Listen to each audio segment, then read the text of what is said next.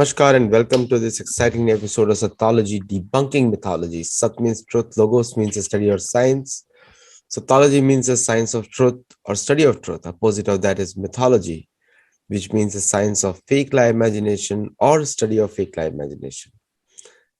Today I have a very special guest, my very good friend, and he has written a wonderful book, Kashmir, the Bermuda Triangle of India.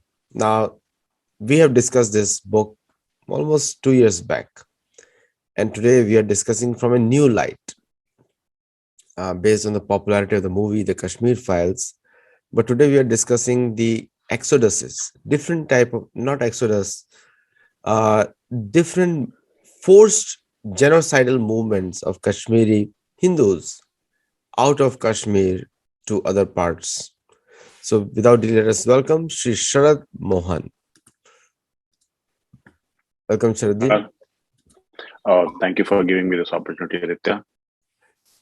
So one of the things which is very interesting, so after that your book has come, the Bihar, rebooting Bihar, and then the first one was the civilizational one, the second book was civilizational one, and also Indo-US War 2047, we already discussed that last time.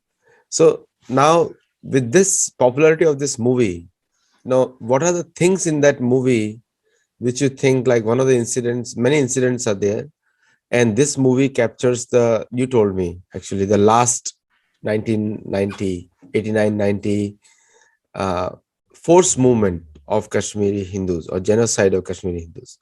Now, what about the other forced movements out of the valley? So if you can throw some light, we can begin with that and then you continue.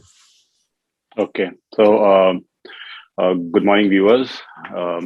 And hope most of you would have heard or at least seen this movie, Kashmir Files, made by Mr. Vivek Agnihotri, Anupam Kher, Mithun Chakravarti, and Mr. Agarwal from Telugu Film Association. He was the producer. So, in 2018, when my book came, Kashmir, the Bermuda Triangle of India, we had a meeting with Vivek Agnihotri in New Jersey. He had come for some fundraising and research for his book, and I had shared this book with him also. So if you see the cover of my book, it's available on Amazon, etc. And the cover of the Kashmir file, resonates almost like, very similar to it, which is Kashmir.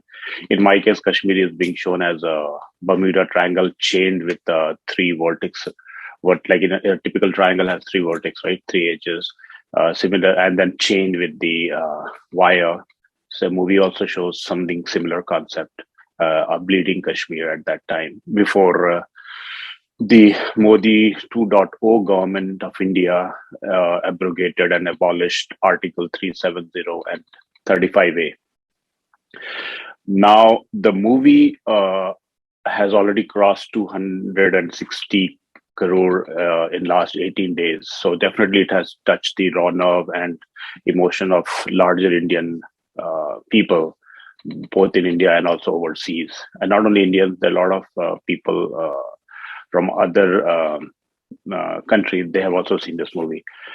This movie probably talks about the exodus of the Kashmiri Pandits, primarily from 1990. There is a date called January 19th, 1990, when there was no government in Kashmir.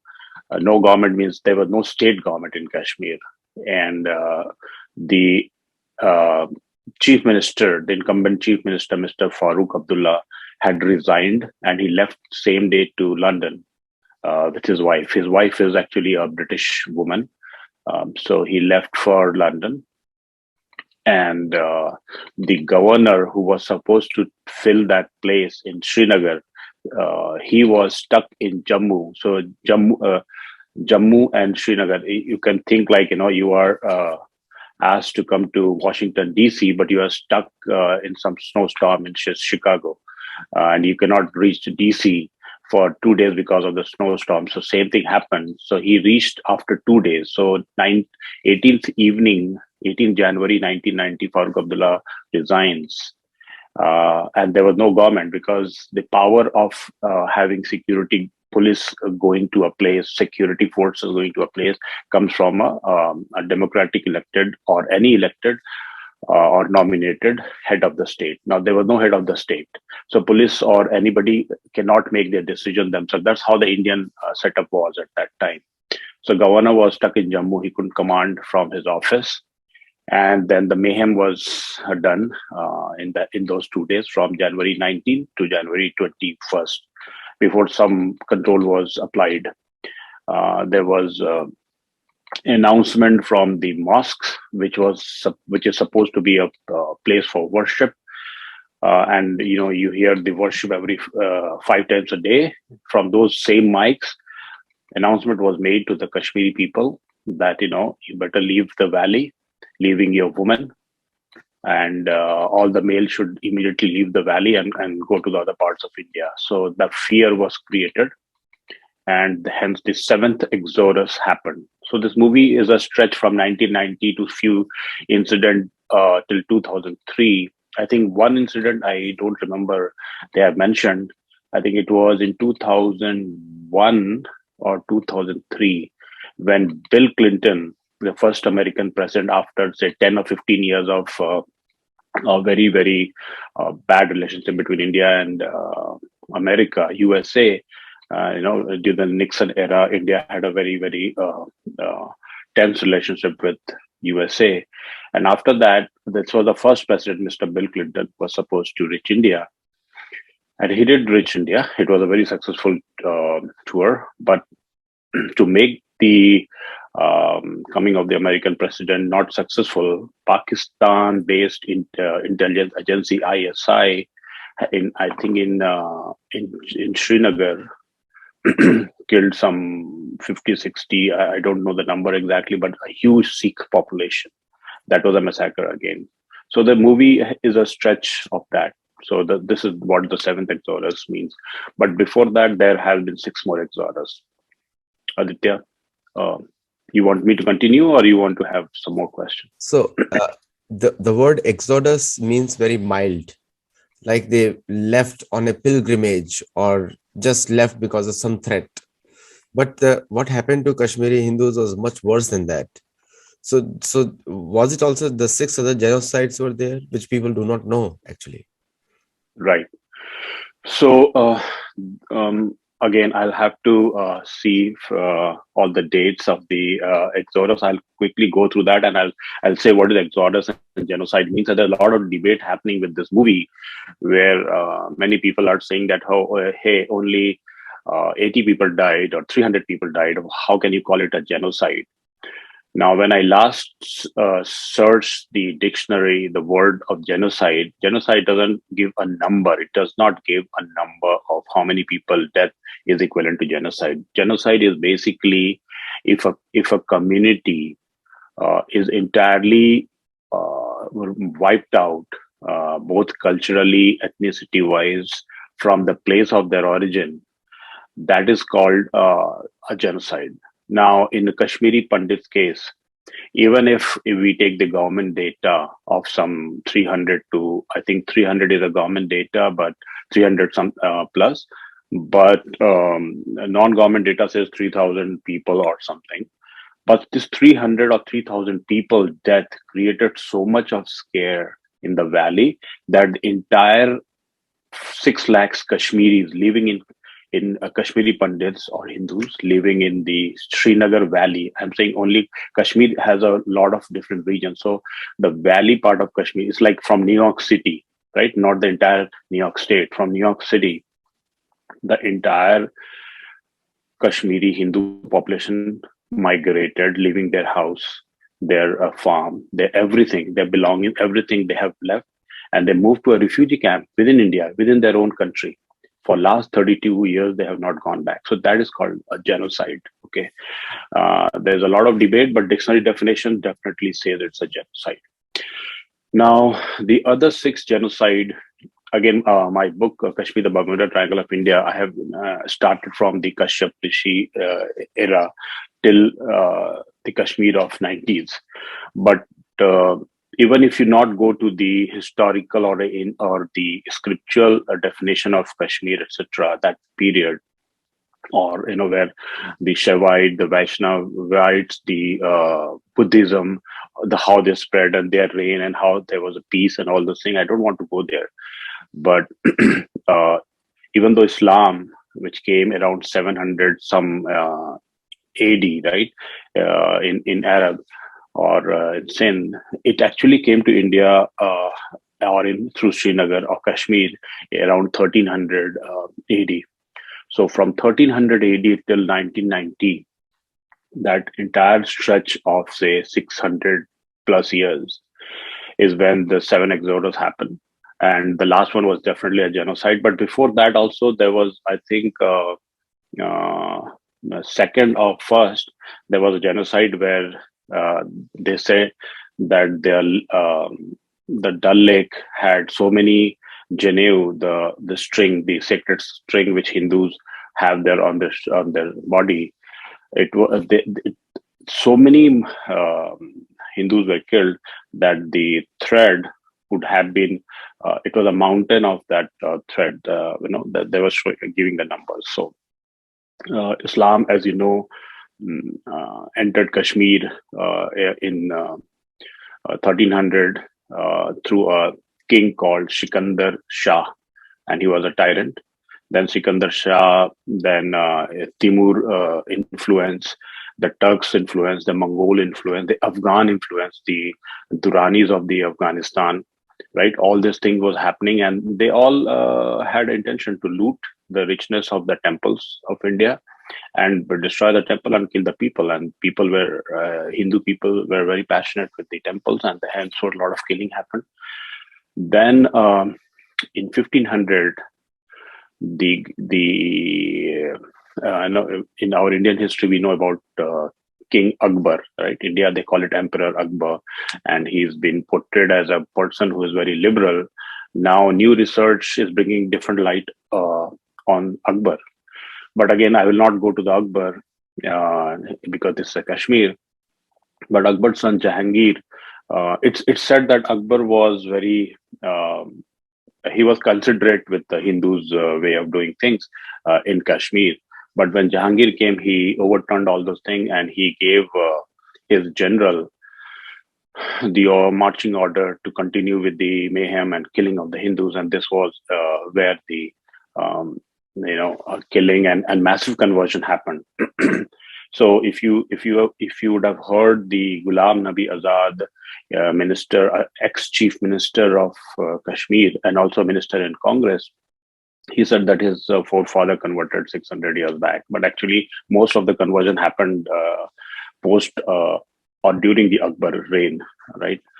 And there was a Sufi saint from, I think it's Turkmenistan, Central Asia, or Iran somewhere. And this gentleman, this Sufi, was the main person who was influential in converting a lot of people, a lot of Hindus in the valley. So this is how all these exodus was happening in Kashmir, because Kashmir was, as you see the movie, it was the Silicon Valley of knowledge for the world. From Indian perspective, all the Indian greats, thinkers, scholars, book writers, art professors, all the books from the grammar, Sanskrit grammar, to medical science, to dance science or spirituality, the philosophical idea of Advaita or duality, Dvaita, all kind of discussions and churning was happening from a knowledge perspective. All faith were available in Kashmir. So a lot of things were happening, and any new faith which wants to make their presence felt on the world, they would try to attack these centers, and hence Kashmir was attacked. It was also the gateway for India, of India. So people attacked Kashmir, and all kinds of exodus happened. So, the one exodus where I would like to draw your attention, and which is very interesting, is this is when the British came, and this was the fifth exodus. Okay, uh, so a lot of people would have heard, your viewers would have heard about Sheikh Abdullah. Sheikh Abdullah was the first chief minister. They used to call it prime minister of Kashmir. So they were treating Kashmir as a separate country, and but it was actually a Muslim majority region, run by a Hindu Dogra king, Raja Hari Singh. So Sheikh Abdullah. So there was a gentleman called Qadir. Qadir was a Muslim cook for a British general.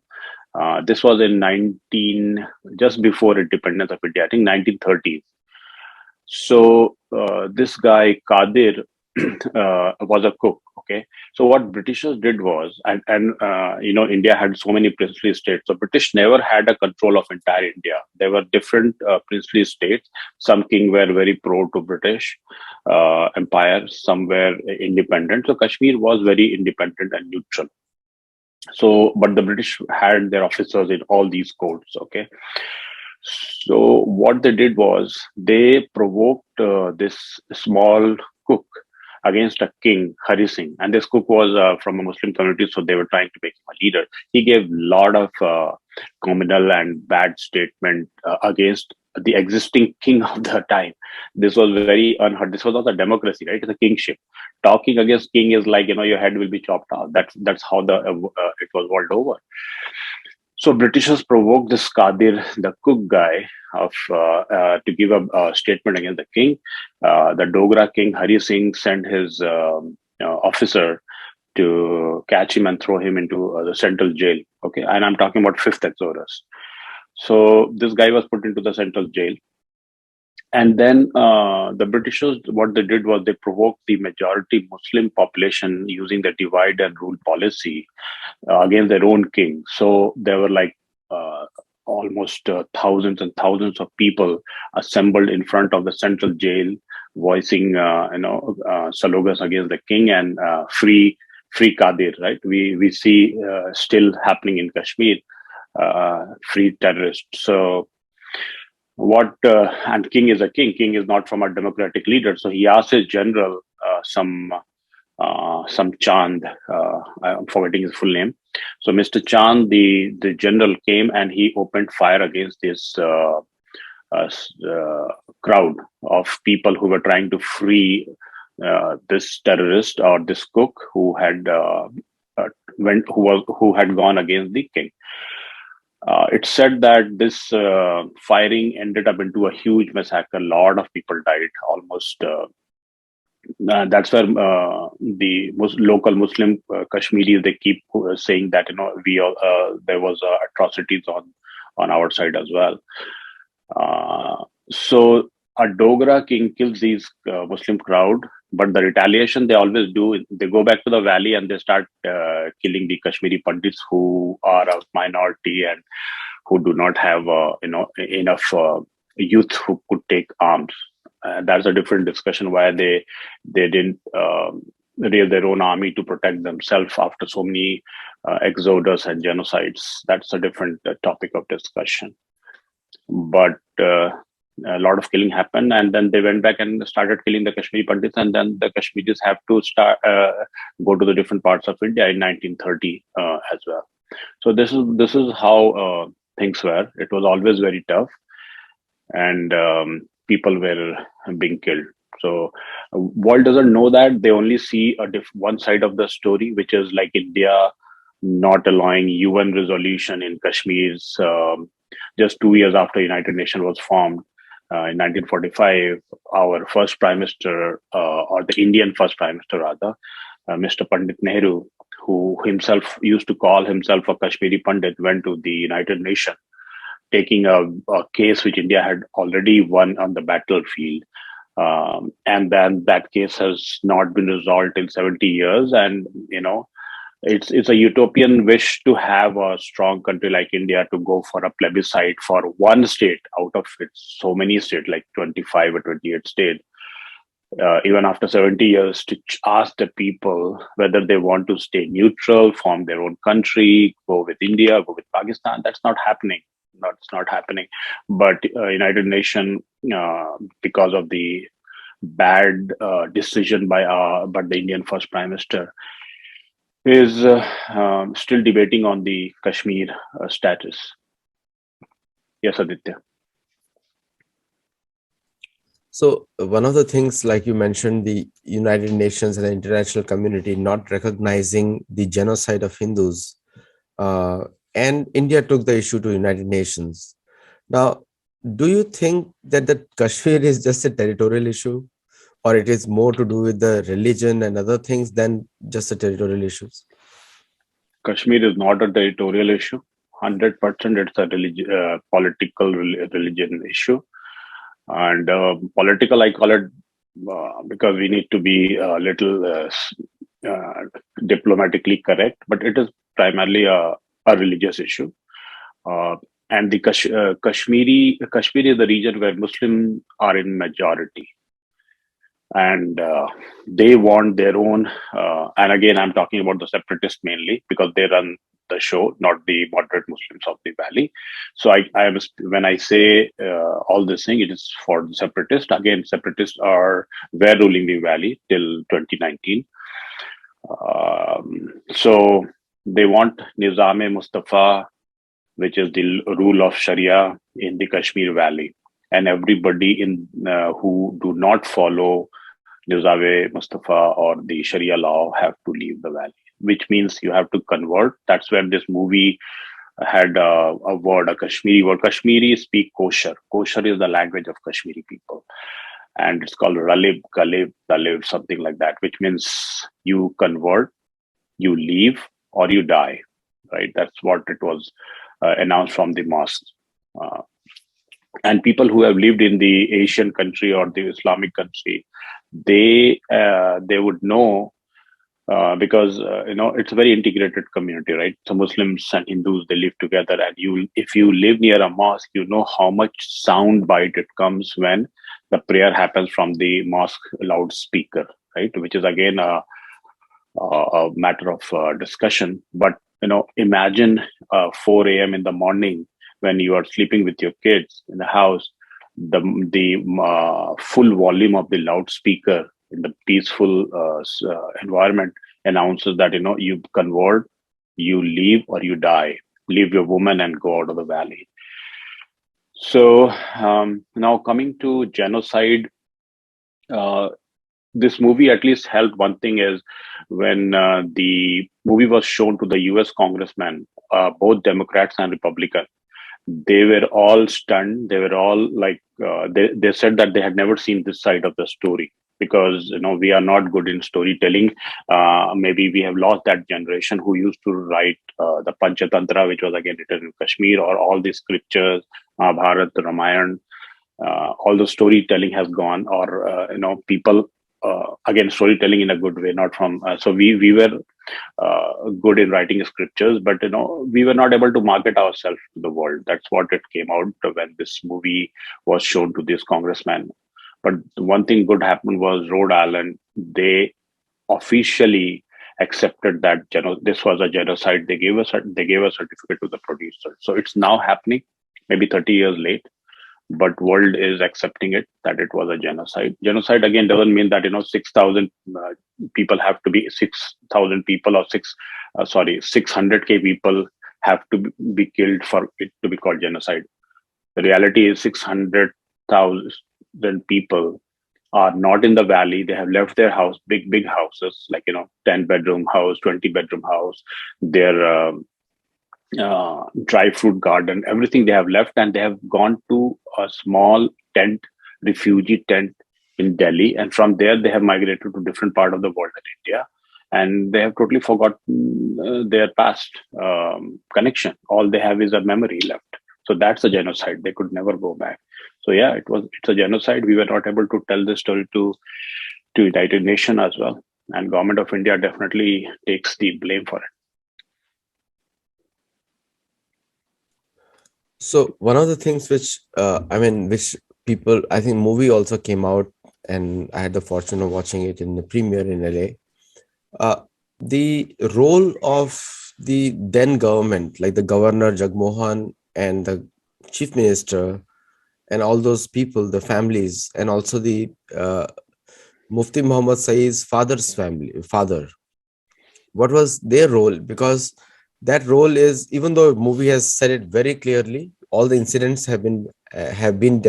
documented, and one of the main perpetrators of the last genocide was, and I think genocide was still continuing after that also. It's just a mass movement happened that time. Mass movement, I would say forced movement happens, forced kick out of happened. So what was the role of these politicians? And the Congress government was in the center. So what was the role of those politicians in Kashmir Valley when this was happening? And somehow the most ironical thing is those are still sitting in the Indian parliament. Yes. They should be rusticated and they should be thrown out. Some action needs to be taken. Yes, what is So the role of the government, both central government and the state government, was not not what should be the role of the government is, which is to protect the people, irrespective of faith. Both sides. It's not only that Kashmiri Pandit died; yes, Muslim also died. That's their number is more because they were in majority. But the reality is, from I would say from 23% or 15% in the valley, the Hindus population came down to 0.1% in the valley. So that's a genocide, and that was what the governance role is to protect the people, but they couldn't do. Now you mentioned about the Kashmir politicians. So Kashmir had mainly 2 to 3 families ruling the Kashmir. One was the Abdullah's family. Sheikh Abdullah was a friend of Pandit Nehru, and he was the main person who came out with. He kept on evolving from a. He started as a poor guy who was actually funded by a Hindu king Hari Singh to study and become somebody. He was spotted as a talent, and the king funded his education, and he became a leader. And from then he joined a communist movement. Communist movement was hot at that time, so to become a leader, they used to become a communist, trying to talk about the people and empowering the people. But from communist, he became a diehard bigot, who actually started trying to break Kashmir from India, and he had done so many things, Sheikh Abdullah, and he was friend of Nehru, very close friend of Nehru. But then imagine, even though we have so much, complain about Pandit Nehru being secular and not considerate about the Hindus of the Kashmir, even Nehru had to put his fast friend, Mr. Sheikh Abdullah, to inside the jail for 10 years, because he was trying to break Kashmir from India. So, and his son was Farooq Abdullah, who is still active politician, and just yesterday he was sitting beside the Congress MPs and listening to the parliament session. So Farooq Abdullah was put into the jail many times, but last time he was put when in 2019, when the abrogation of 370 happened. But he's still out and spreading his venom. His son Omar became the chief minister. So the role of this Abdullah family is always questioned. And Farooq Abdullah was one of the reasons why Exodus happened. The last Exodus happened because he just left Kashmir, being a chief minister, serving chief minister for 5 years, and before that, many more years. The valley was only ruled by him or his father. Then comes the Muftis. Muftis were the new rise post independence. The Mahbuba Mufti, who was the last chief minister before abrogation happened, her father, Mr. Mr. Said, he was the home minister with the central government, and there's a allegation that his daughter, his second daughter, which is Mahbuba Mufti's sister, The entire kidnapping was staged. Kidnapping happened with the help of Yasin Malik, and in the return, they demanded a lot of dreaded terrorists to be left, and some of the terrorists who went to Pakistan because of this negotiation ended up becoming Azhar Masood or Salaluddin, all those people who started the JKLF and all those type of Muslim organization who funded the separatism in Valley. Then you had a separatist in Valley. Separatists were the Kashmiri local Muslims headed by Mr. Gilani, who died recently. Gilani, Yasin Malik, there is Lone, Mr. Lone, and then there is Mirwais, who was a priest in a mosque.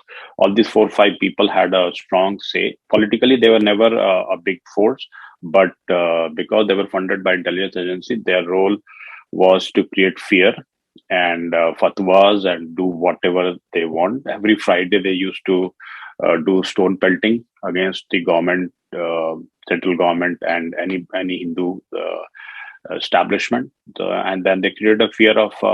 They totally alienated the Kashmir from the mainland India with their activity. So after 2019, these people were all taken care, which should have been done a long time back. Now, the role of central government in when the last exodus come or slash genocide happened, the government of India in center was a mixed government headed by a person who was in Congress party, a very close friend of Rajiv Gandhi. He just left Rajiv Gandhi a few months back and formed his own party, Mr. VP Singh, Vishnath Pratap Singh. And his government had people from every secular party of India, whether it's DMK, Karunanidhi's party, whether it was NT Ramarao, Telugu Desam party, they were all minister, P. Upendra, Mr. Gopalaswamy. Then there were a lot of Janata Dal people, Devi Lal, RLD, all secular parties were part of this government. And surprisingly, this government was supported from outside because this government didn't have a number. And because of the ideology, BJP could join this government. So BJP, just to not allow Congress to come back to power, they supported this VPC government from outside, meaning that, okay, you form the government, I will be supporting, but I won't be part of your decision making or your government. So BJP supported it from outside just to meet the number requirement. And interestingly, it was also supported by the Communist Party of India from outside. So BJP and Communist two poles, they were supporting VPC government from outside, and Congress was in opposition. But all this killing in Kashmir didn't happen during VP Singh government. It happened much before VP Singh government. VP Singh government came in, I think, 1990, and within 13 months, because of the 1990 exodus or killing, BJP pulled out from this government, and plus some other reason, and the government fell. But before that, what led to all this thing? It was purely during the Rajiv Gandhi Congress era. Rajiv Gandhi had come after 1984 when Indira Gandhi, his mother, who had died or was assassinated, and Rajiv Gandhi came with 420 plus seats, which is all-time record till date. Not even Nehru or not even Mr. Modi has touched that number. So he came with that kind of brute majority. And from so his role is definitely. In fact, I should not say this, but I was hearing a lot of interview where Kashmiri Pandit, some lady said that the day Rajiv Gandhi was unfortunately brutally killed or assassinated by the Tamil Liberation Army, LTTE, by a female suicide bomber. They said that they made a pila chawal. Pila chawal is some kind of a dessert which they cook during the happy times. So they said that the or the curse which he had of all the Kashmiri Pandits for not helping them when they were dying, resulted in that. It's a bad thing, but I heard this in the interview. Uh, so you can very well imagine the anger which the people had against the central government. Now comes to Jagmohan. Jagmohan is an interesting character. I personally feel that Jagmohan in Kashmir and Mr. Gill, Inderjit Gill of Punjab, with all their background and all kind of things, they were able to save these two states from separating from India at a time when it looked everything looked very bad. Jagmohan was a very strong administrator. He might have taken some decision which would have not liked by many, but who created Jagmohan, the governor? Jagmohan was a lieutenant general, just like Kejriwal has a governor in Delhi. He was a governor of Delhi, and Indira Gandhi found him an able administrator, and she sent Jagmohan to Kashmir to become a governor. So before 1990, Jagmohan had already been a governor for Kashmir for 5 years. Then he came back to, I think, either Goa or somewhere. And then again, when Farooq Abdullah resigned in 1990, he was again sent for the second time to become a governor. So blaming Governor Jagmohan that he was a BJP man, etc., is just trying to cover up, because he was actually handpicked by Indira Gandhi and later on by Rajiv Gandhi to become the governor. He had already been in Kashmir for 5 years, so he knew Kashmir terrain much well. So when he went in 1990, it was his second deputation. And they say that and governor has written a book. He is no more, actually. He died. But he has written a book where he has given account of how the central government was not willing to take a proactive decision, and he was like caught in a situation where he had to request many Kashmiri people to leave the valley or getting killed. So he did arrange with the help of the army. An army at that time, as you know, was hand tight, because the government never used to allow free hand to the army. So army, even though they were in valley and they were not allowed to go into the civilian area, the CRPF, CRPF is a paramilitary force of India. So what Farooq Abdullah did very smartly, because and again, there has to be a commission to find out what was his role, whether he had any briefing from ISI that Pakistani intelligence agency that a big thing is coming in the valley, you better resign and move out, because your life will also be not safe. So what he did was he removed the paramilitary forces from the rural side of the Kashmir. Right, rural is always vulnerable because there is not a law for enforcement agencies, and establishment takes time to come because of the terrain. So he removed the CRPF from the rural part of the Kashmir and moved them to the city. And a lot of killing happened in the rural India. So all this decision, if somebody correlates and studies in a chronological order, they would find that there is definitely a vested interest. There is definitely some kind of a tactic support. Decisions cannot be this wrong by a chief minister. So the role of the Abdullahs, the Muftis, is very dubious. Muftis, they have said that they staged, again this is allegedly said, that they staged the kidnapping of their daughter to get free some 8 dreaded terrorists from the Kashmir Valley. And Farooq Abdullah can say that this happened during the VP Singh time, but before that, before Farooq Abdullah resigned, he had left some 70 to 80 terrorists from the Srinagar jail, just to say that we are trying to connect the people. People are very, what do you call it? They are not happy with the government. So we are winning the heart, right? You keep on hearing Kashmir, winning the heart, all kind of things from these politicians.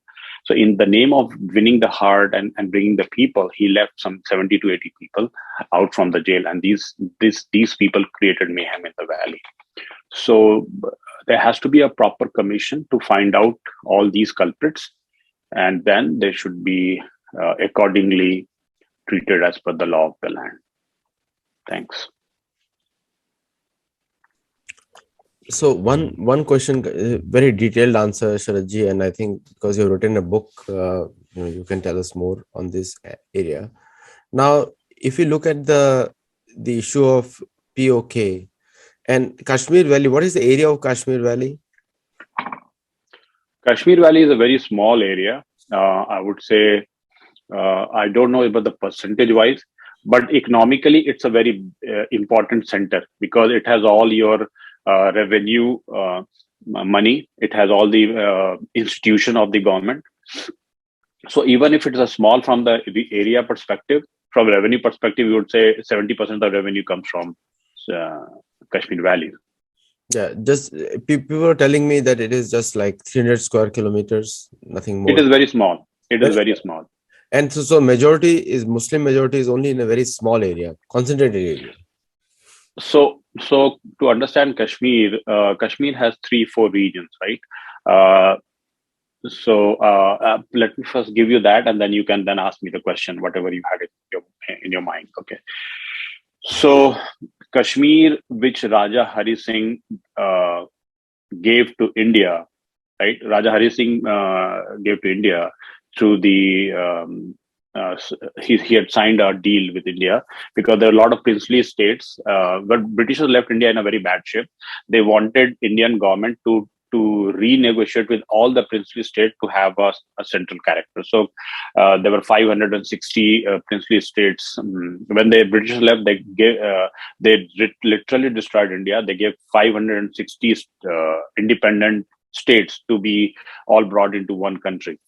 So, which was successfully done by our Home Minister, India's Home Ministers, and the legend Sardar Vallabhbhai Patel. Kashmir was one of the similar territory. So the king had that option. Now, when you see that old Kashmir map, the map which India still shows, you have Pak occupied Kashmir, which they call it Azad Kashmir. We call it Pak occupied POK. POK has 3 parts. Okay, POK has 3 parts. One is called Muzaffarabad. Okay, where Mirpuri people and all those people are there. The other part, which is the top head of the Kashmir, if you see the Kashmir map, let me show this. Right, actually, I have a map also. That will be better. 1 second. Okay, for your viewers, see this. See this green, yellow, and I think red. There are 2 reds. So the green one has the, you see this one small stretch, this green. This is the Azad Kashmir. Okay, the bigger one, this top, this one, right, the head of the Kashmir, right, this green big one. This is called Gilgit and Baltistan, not Balochistan, Baltis, Gilgit Baltistan. Okay, 1 second. Gilgit Baltistan. Yellow one is your Kashmir, which in India has it's Indian reigned Kashmir, right? You see, such a big part is already taken by Pakistan. Then you have the red one. The red one is called Askai Chin, which recently Indian government has changed from Askai Chin to called COK, China occupied Kashmir. This was actually our part of the main Kashmir under the Raja Hari Singh. But what happened was in 1962, when India lost, Chinese, in the name of Ladakh, they said that now this portion is our, and they sent the army and all those things. So this has to be also freed. And then the last part, which many people do not know, is this small stretch. You see, uh, this small stretch. This is called it's called some valley, Sagram Valley or some valley. This small stretch of valley connects the Karakoram Pass from Pakistan to the Central Asia and then to the China. So China uses this Karakoram Pass. And this Sagram Valley was given to China in 1947 by Pakistan. Actually, Pakistan, when they occupied a large portion of Kashmir, some 30-40% of the land, they give the small valley to China so that Chinese can protect it from India. And the deal was whenever Kashmir is finally resolved, China will give it back to the to whoever is owning the Kashmir. That was the deal with Pakistan, and Pakistan gave this valley to Kashmir. Right. So you understand now that valley. Then your Sky Chin, which 1962 China is an occupier, right? And then you have Muzaffarabad, and then you have Gilgit-Baltistan. So this is the region of Kashmir. Now, Indian Kashmir, now the yellow part which I showed, has three parts. One is your valley, Kashmir Valley, right? The small part, 300 or whatever number Aditya gave. Then you have Kashmir, right? A bigger Kashmir surrounding it, small but bigger. Then you have Jammu, which is predominantly a lot of Hindus in Jammu, right? You have Vaishno Devi and all those shrines there. And then you have Ladakh, Leh and Ladakh, which is primarily Buddhist, but everywhere you have Muslim because Kashmir had massive conversion. So Muslims are in a huge number. But in Kashmir Valley, Muslims were 96%, 4% were the Kashmiri Pandits.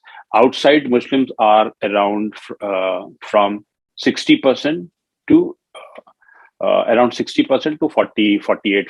In Ladakh, they are almost 50-50 with the Buddhist and the. So this is how the spread of the population is. That's how the Kashmir Valley is. So the current Kashmir which India has, right? India divided it in 2019 into two union territories, right? One is called Union Territory of 2 or 3. I have to check. One is Kashmir, I think 2, right? Jammu and Kashmir as one union territory, and Leh and Ladakh as one union territory. So there are two union territories. Earlier it was one big state. So when the merger of the Kashmir happens under some understanding, then the Gilgit-Baltistan, the Azad Kashmir from Pakistan side, Muzaffarabad, the valley and the Sagram Valley, and the last one is the Sky Chin, which is the COK, all have to be merged. So currently, I would say around 45% of the land is occupied and 55% of the land is owned by India. But the prime land which is owned is by India, where all the source of the 5 rivers, India sits on that source. I think 2 rivers goes into the Pakistan side, but majority of them are the sources with India. So this is the understanding. This is the geographical spread of the region. So you mentioned COK, China occupied Kashmir. When was this announced? Actually, I don't follow much news. I think just a week back in United Nations, they said, I think Chinese were also there. So they said that we would rather call it China occupied Kashmir. This was after Chinese made a statement. Remember in where they made the statement that OIC, Chinese foreign minister made a statement that he understands the Muslim countries and he's with them on Kashmir. That's where India said that no, we will be no more calling it a Sky Chin. It is basically China occupied Kashmir. And a Sky Chin was let go by Pandit Jawaharlal Nehru. He said not a blade of grass grows there. And Indian Parliament said that even your head doesn't have any grass or any hair. So will you let your head go? So this was a debate which happened in the Indian Parliament. But Nehru was a towering figure and he could beat everybody and make his own decisions. No, I mean, that family has done a lot of problems for India as a country because most of the problems are due to their indecisiveness and faulty moral grounds, which is like a condescending attitude. My last question today, when we see the movie and when we see the incidents in the real life, you were telling me something about it, which you mentioned in your book. There are some incidents were purposely, I think for the purpose of movie, were shown shorter because you can't cover. Still, despite cutting everything, it's still a 3-hour movie. So what do you think were the main things which were possibly could have been put in the movie, which could have made it a much forceful message to the people? Well, I think because the subject line or the timeline of the movie was only 1990, so they have covered most of the 1990. They have And again, a movie has to go through the censor board, so a lot of things couldn't be written. But I would say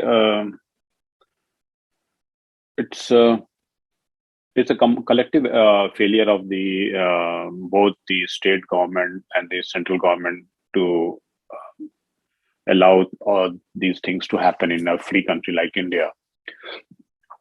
And some of the things like what I felt was it was again director has the freedom to do things, so I can't comment on that. But there was a lot of Sikh massacre also happened. Like I said, the Clinton, when President Clinton came, they did the same thing. When Donald Trump came, they did the Delhi riot. When I say they, it's the Break India forces. That probably they could have shown. Apart from that, I think the GNU event was captured well. Yeah, that was that lady. There are a lot of recorded video. It's not that fabricated. She has said what she said in the movie also. Um, I think the killing of that late that Kashmiri Pandit, whose wife was made to eat her husband's blood-soaked rice. That was one incident which world should have known. In the movie, they have not shown the real fact, which is this lady was kept by the terrorists for 10 days, uh, captured, and 10 days they raped her, and all those things was really brutal. In the movie, they just showed that she was that blood-soaked rice was put on her face, but actually, they imagine she's cooking that rice for 10 days with these rapists. And her brother and family is still they are in, I think, US.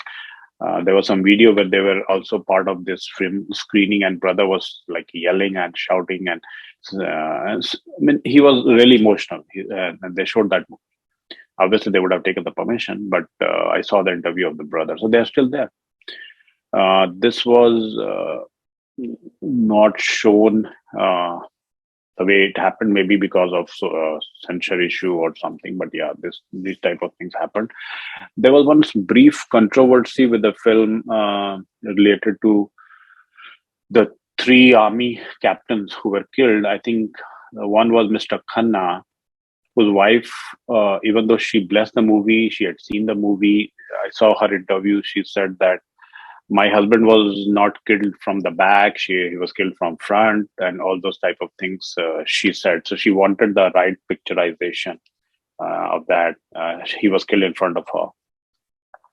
What also would have been better was we could have known the role of the Indian army at that time. If the exodus was happening, genocide was happening, and army was in the valley. Uh, Army, yes, agree. Army during Congress era was a totally different army. They had to take a lot of permission even to enter the civilian space. But in Kashmir, they already had AFSA and others rule where army had that special arms. What is that called? Some kind of a security, extra security privilege.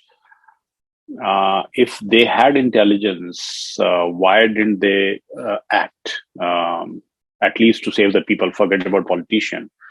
That is one thing maybe film cannot say. But the another important thing, the head of the RAW, Mr. Dulat, right? Mr. Dulat was a very, very close friend of Farooq Abdullah, and he has also written a book on Kashmir.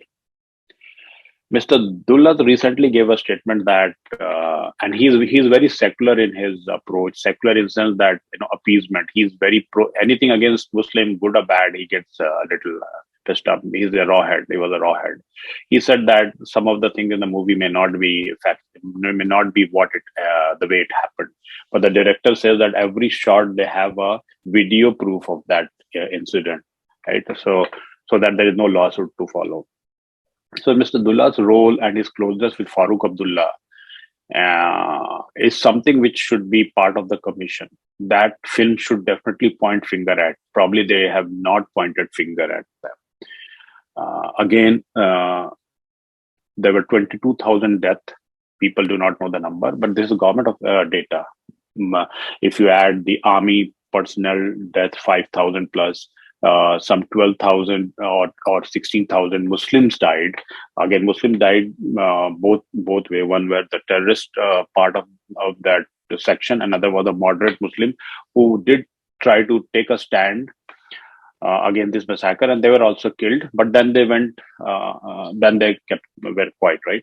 So these type of things were could have also added that, given a real picture that everybody suffered because of political failure, which allowed bigotry and communal feeling in the valley. So this we should not hide or cover under the diplomacy.